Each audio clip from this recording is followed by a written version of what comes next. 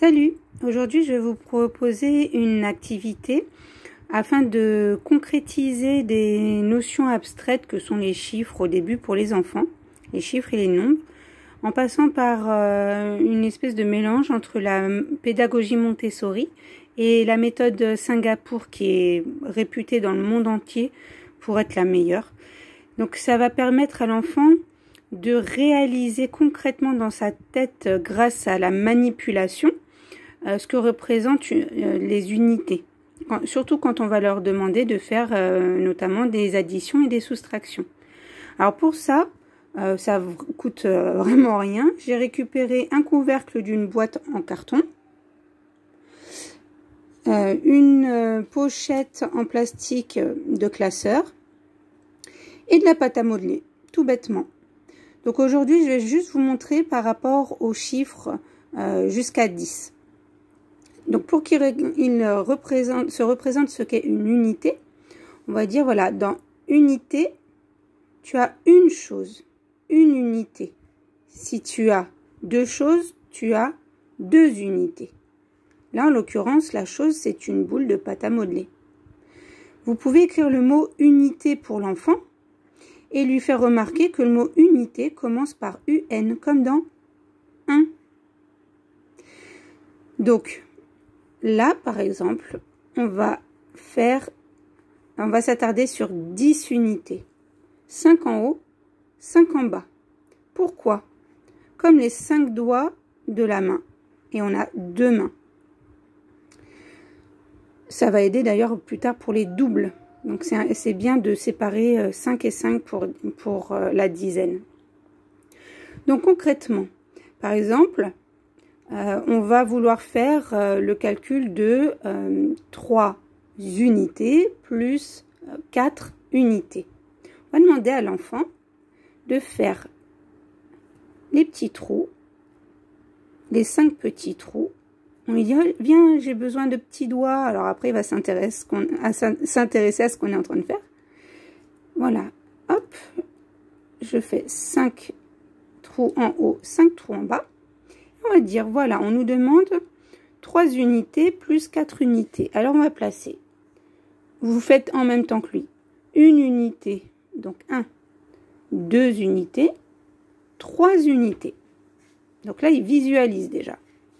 Plus 4 unités. 1, 2, 3, 4 unités.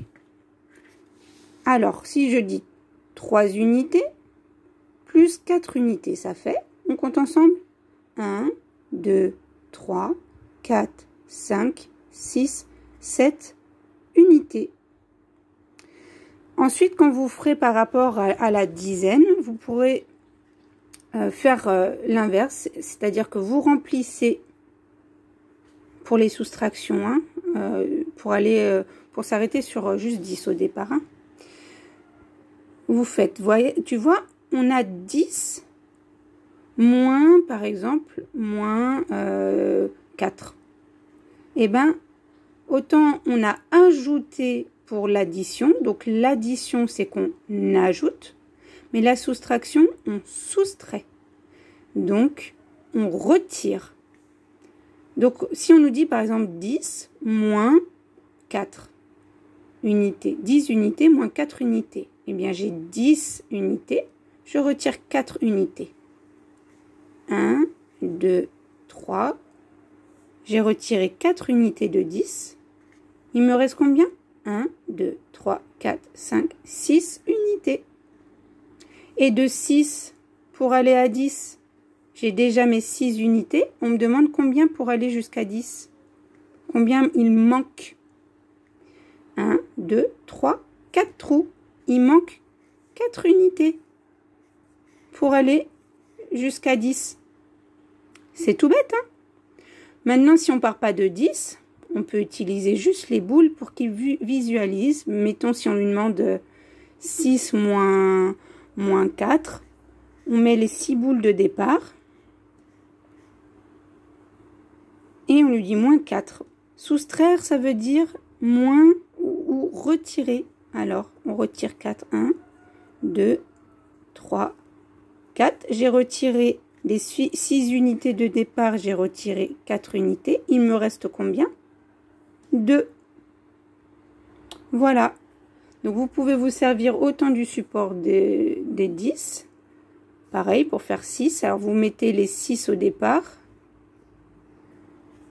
Tu vois, j'ai mis 5 et 1, ça fait 6. On me dit moins 4. 1, 2, 3, 4. Combien reste-t-il? Voilà.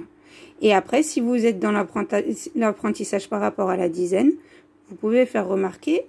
Alors, de 2 pour aller à 10, combien il faut?